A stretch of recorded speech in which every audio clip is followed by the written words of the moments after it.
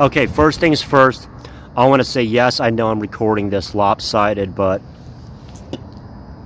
I will be cropping it and rotating it in a bit to make sure that it actually fits the desktop format, because I intend for this to be a long form video. So,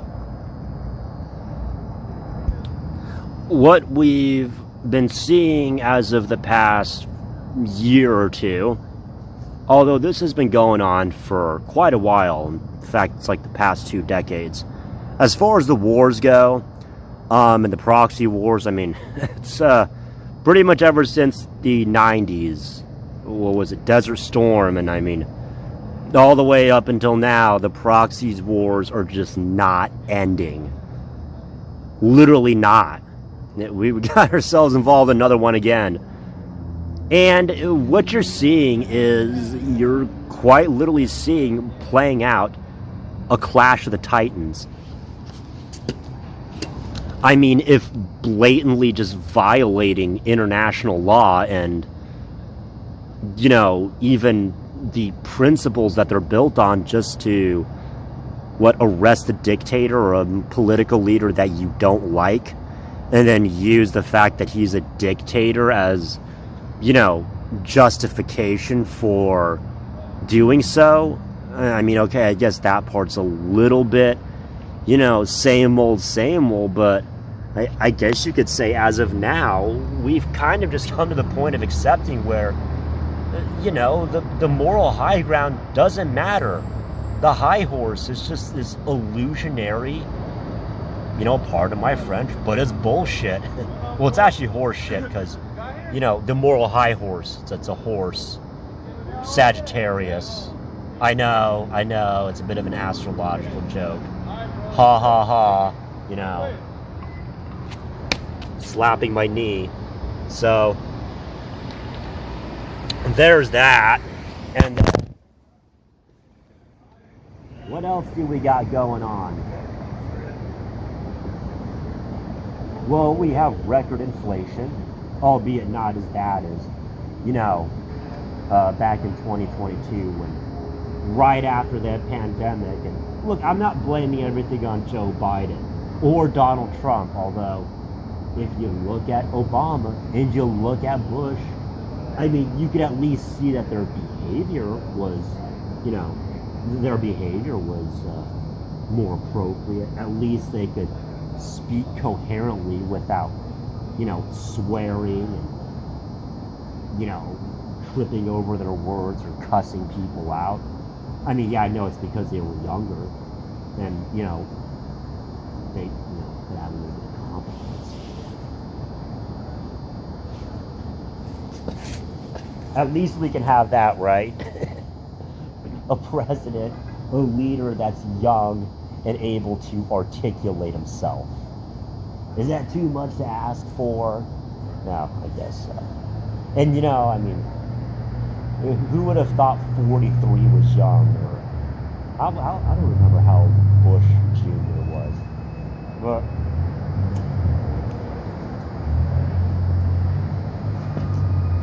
and if you look at YouTube nowadays, social media, there seems to be a common theme. I had a hawk out of loogie there. So there's that. And I guess as of now, we're going to be talking a little bit more about the whole social media thing. And this is also in relation to some of the blackmail that our politicians have been under. And of course, like usual, it's the American people that foot the bill. And, you know, it's the enlisted personnel and, you know, some officers as well that foot the ultimate bill. That ultimate bill being their life and limb. You know, hats off to everyone that served and is currently serving. You know, regardless of your MOS or what you did.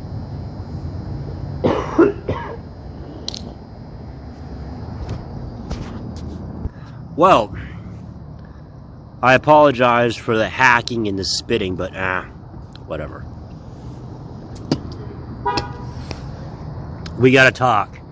So, if you look at the current trend of things, I mean, a lot of the old ways are dying off. Shame and guilt don't really carry the weight that they used to. You know, back in the day, if you even had, you know, a picture of you wearing, you know, anything remotely scandalous, I mean, you would have been destroyed. You know, back then, if you were a porn star, I mean, you did anything like that, that could be held against you for the rest of your life, and your entire livelihood would be destroyed and turned upside down because of the shame and guilt associated with it. Well, on the plus side of the fact that people nowadays just don't really feel that anymore, you know, it's the fact that, you know, you can't really blackmail somebody if there's no, you know, repercussions for it. I mean, what, you're gonna blackmail me for doing something that's totally socially acceptable and very much within the law? I mean, what do you want me to do? Apologize for doing something that's perfectly okay and also legal? You know, come on. It only gets so far. But anyways, I decided I was gonna talk a little bit more. Well, if that doesn't clear my throat, then I don't know what will. So, I decided we're gonna keep talking about this with the little time we have left. But look, you know, for all of you, you know, people that want to go back to the old ways or the, you know, traditional ways of doing things, well, you better suck it up, Buttercup, because it's not going to happen. If anything, the more you try to resist it, the stronger it's going to get. So if you want to do anything, just give into it and fully embrace this new philosophy and, you know, what has been commonly known in the occult circles as the Aeon of Horus, the Age of Aquarius. You know, and, you know, there's a lot of benefits to this. I mean, if there's no shame or guilt or regret, you know, in regards to sexuality, no blackmail. You're not going to have to kill some guy or, you know, threaten to ruin his entire life just because you know, he looked at your woman. Heck, I mean, I don't care. Even if I was in a relationship and you looked at her, I mean, at the time, you know, I invested myself emotionally into her and everything, but, you know.